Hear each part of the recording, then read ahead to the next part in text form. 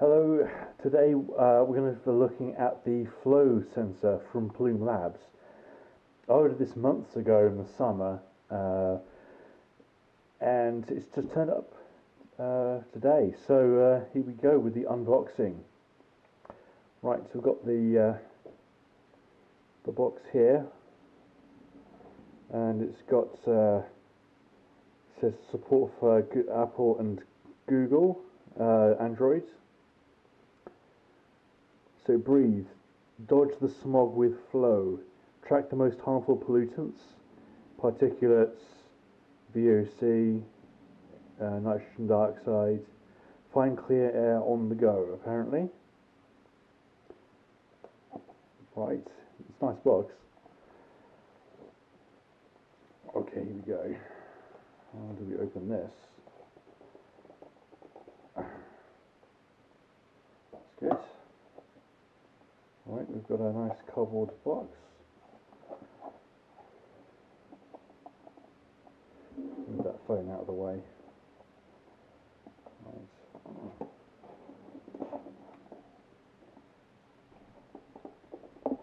Alright, here we are. So a quick start guide and the sensor itself. It's bigger than I expected. It's like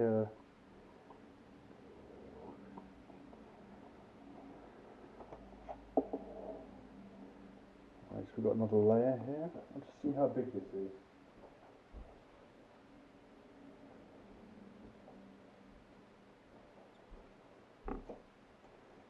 So what we've got here is about 9 centimeters tall on the main sensor and another 4 for the strap.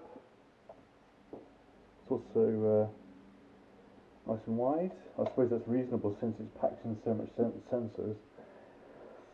Okay, let's take this out.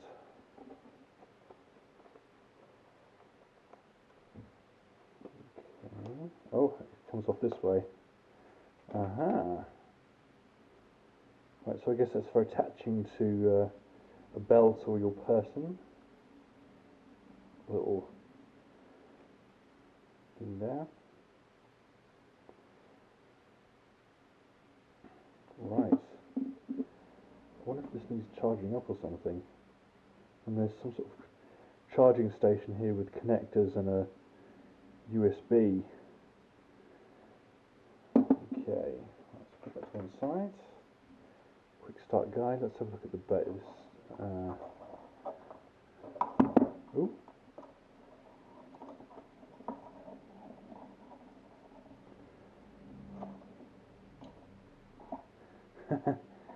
The packaging is very integrated into the charging station. Okay. Plume Labs. 5 volts, 500 milliamps. Lovely. I guess that will sit in there eventually. Very nice. And there's another USB connector on the back. And we have USB connector. Oh.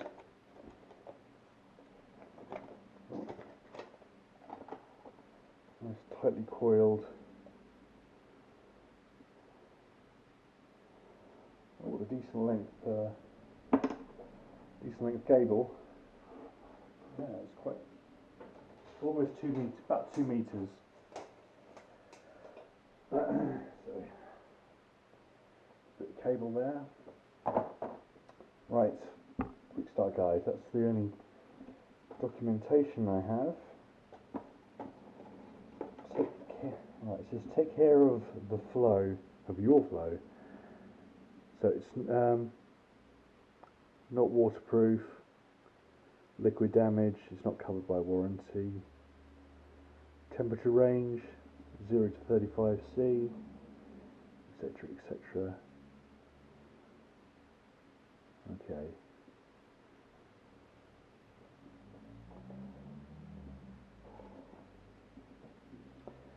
Right, number 1. Well, that's fairly straightforward.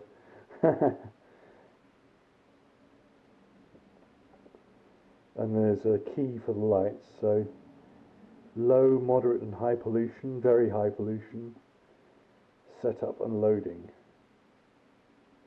Lovely. Right, so let's follow the quick start guide. Okay, so we're already plugged in.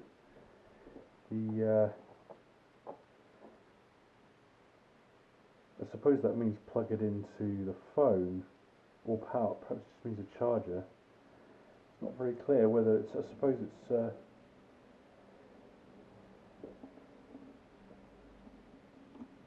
Is it going to be one of those Wi-Fi connectable things? Right, here we go.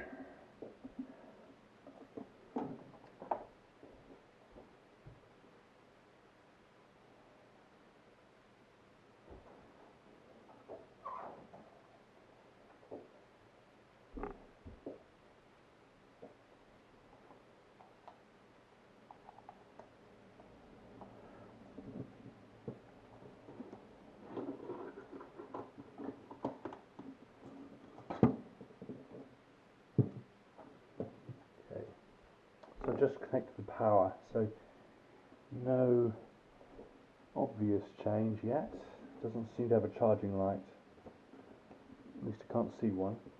Right, step 2 is there's a QR code.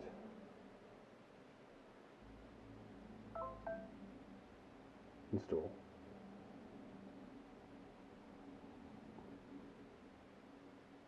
Okay, 20 meg.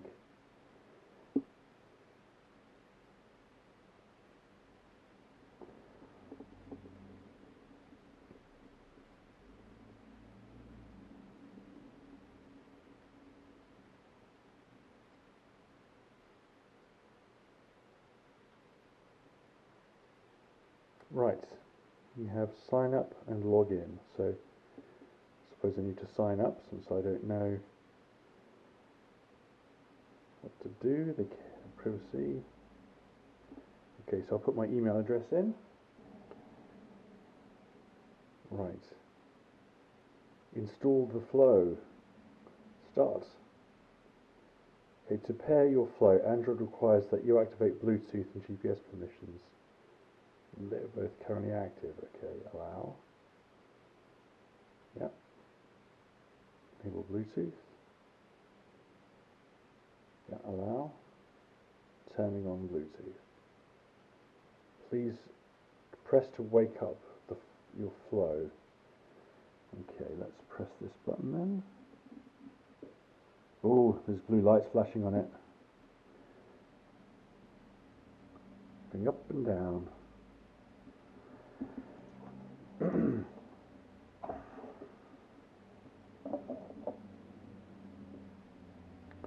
Okay, next. Looking for your flow. Flow detected. Next. Select your flow. Yes. Preparing.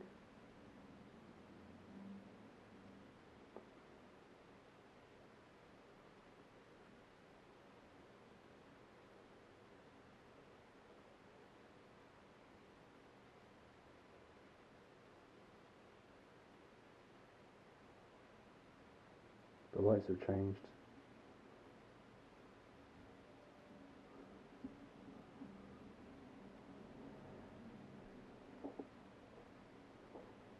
Okay, it must be doing a firmware update, I suppose.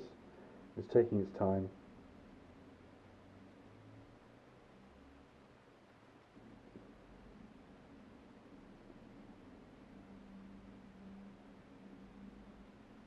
Okay, well, it's changed the lights.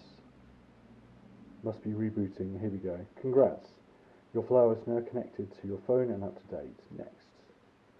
Dodge the smog. To map air pollution and help you find fresh air, we need to know your position. Yeah. Get notified. Start sensing. Okay, warm-up period. Oh boy. Flow sensors are waking up. 15-minute warm-up period. Learn more.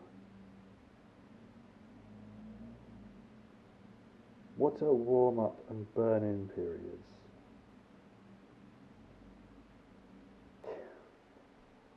So the flow is switched off, and it says no data. Okay, today, welcome to the flow community. Understand my data.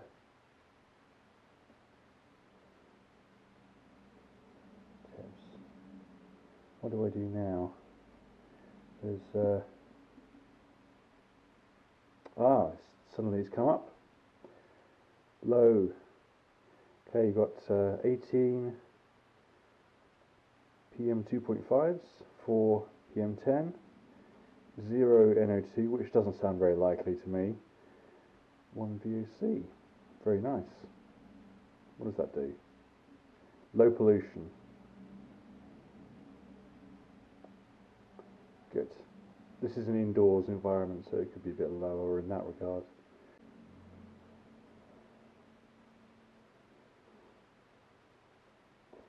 Right, let's try this again.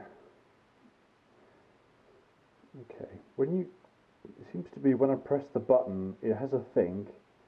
It tells me I'm now red, which is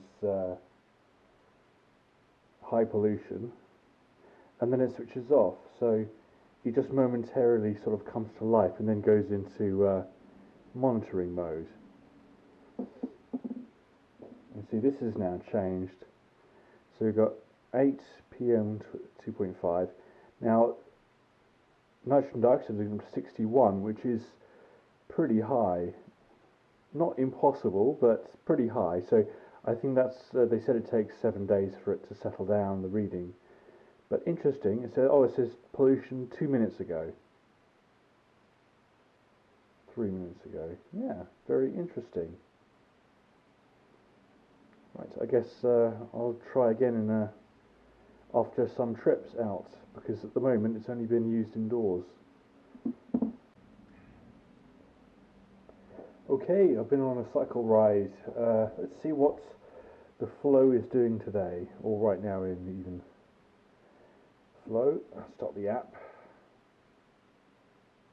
It says 59 minutes ago. Oops. Go back. See, it's dropping 44 minutes. See, it's downloading the data.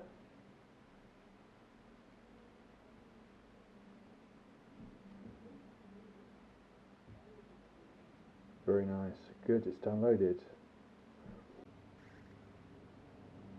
Oh, there's been another development. Something has popped up on the screen.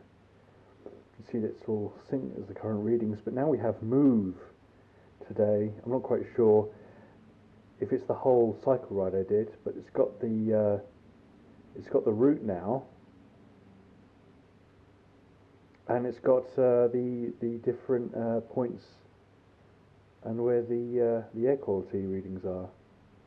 So you can see it's worst around, well, here, which is quite bad. That's around by the Cascades, and here is quite bad, which is along, if I remember rightly, where is that along? Well, that's down towards Palmerston Road, I suppose. Albert Road's pretty high as well, especially around the junction with, where is it, Waverley Road, I think, which is kind of to be expected. Kind of interesting, it confirms some of my suspicions. It's a bit lower, where's some low areas? It's lower around by the South Sea Common, which is probably good. Interesting. Okay. What's weird is though that I did there's the rest of the cycle route is not shown. It's only shown half of the cycle route, so I'm not quite sure if it has to think about it for a while before it appears,